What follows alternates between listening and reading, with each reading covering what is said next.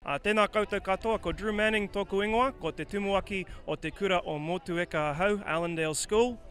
This is a very important day for us. We need to send a message to the Ministry of Education.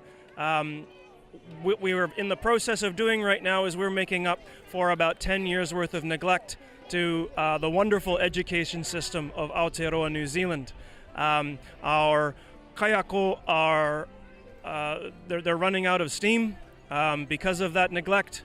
I realize that the Ministry of Education has a big uphill battle that they're fighting against, but action needs to be taken, and it needs to be taken right now. I'm having difficulty staffing my school, especially with guest teachers, and that's meaning that tamariki are being split between classes.